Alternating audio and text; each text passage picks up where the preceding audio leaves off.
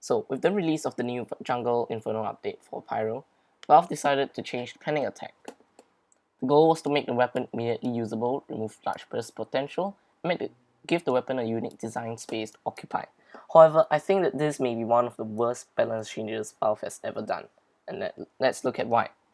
So firstly, let's look at the stats of the new panic attack. The panic attack had its old concept completely removed, and these are the new stats. The only two upsides of this weapon is now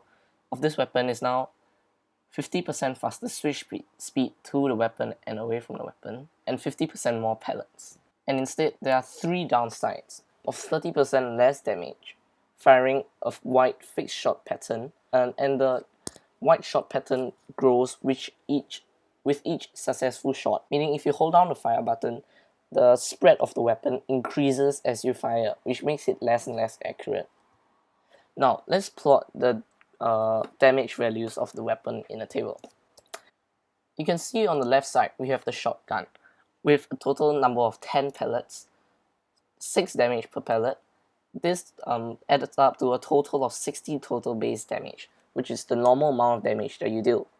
And this also gives a maximum damage of 90 at point blank range, which is basically a mid shot.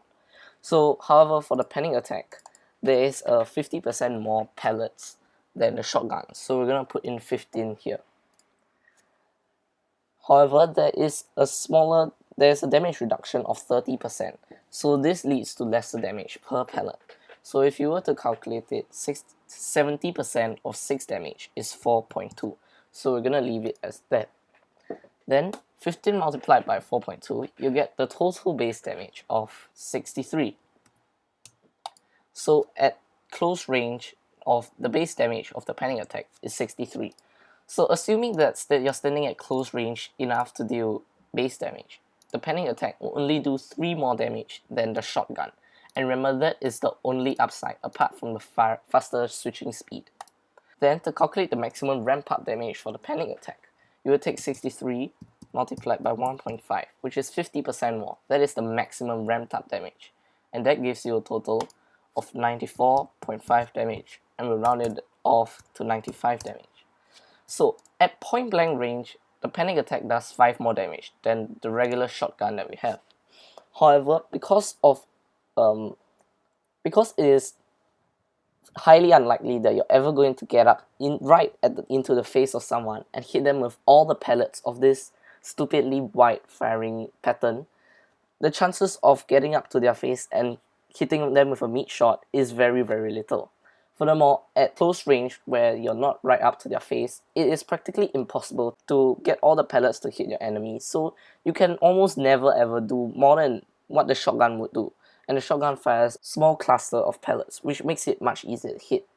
However, with the super wide firing pattern of the panic attack, which also increases with each shot, you can never hit an enemy with all your pellets, and thus it will always do less damage.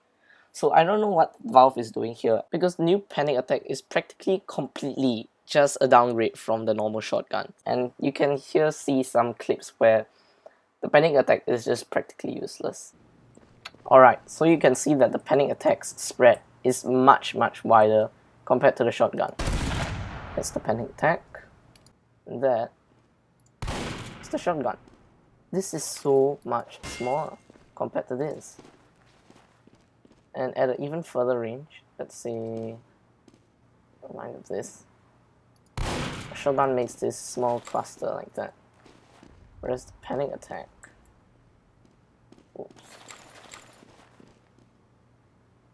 makes this ridiculous white spread. Look at that. How are you supposed to hit anything with it? It's larger than my body. It's larger than my body. Alright, now let's spawn in a few bots. Alright, now let's test out the weapon on this non-moving heavy. So firstly, we'll be using the shotgun. Okay, so I'm gonna stand at each pillar and then shoot the heavy, but the first one will be a mid shot. So right, let's shoot. 90 damage mid shot, just like our table showed. Now a few step back. 86. This is still very consistent, only 4 damage drop off. Now third pillar over here. At this range we do only 38 damage. And then fourth pillar, 23, still quite consistent with the previous one. And even at this fifth pillar, fourth. Yeah, fourth. We still do 13 damage. And at the last pillar, 10 damage. Now let's try the panic attack, and you'll just see how terrible this weapon is. Alright, now the panic attack. Firstly, mid-shot. 94. That's 4 damage. 4 only.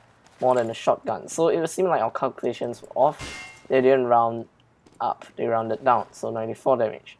Now second pillar. 91. Still slightly more than a shotgun, but only at this range. And that's only if all your pellets hit. Second pillar. 22. Already this is 16 damage less than the shotgun, which, if you would recall, did 38 damage at this range. And then 8, this is already less than shotgun all the way at the back.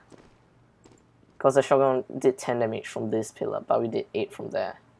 And then 4 only, and it's just 4. And then 2 when you're right at the back through. So you can see that panic attack only does more damage from right in front of the heavy and at this range over here. Yeah, so it only does, consider 1 damage more than a shotgun mid shot from this range. But as you move away, it does a lot less damage. 65 right over here. So now let's test out the increasing inaccuracy of the gun. So standing at the second pillar, when you hold on fire, the damage drops from 31 to 4 in just 5 shots. That is disgusting. Like, why would you even need the damage at this range in the first place? It is already so little. 22, what? It's pretty much useless. So, in conclusion, the new panic attack only allows you to do more damage when you're standing very close to your enemy, and you can land all your pellets onto the body of your opponent. And even so, you do only at the most 4 more damage than what a shotgun would have done. So in conclusion, this is just a really bad balance that Valve has made, and I sure hope they rethink the weapon. Hope that you enjoyed this video. Bye.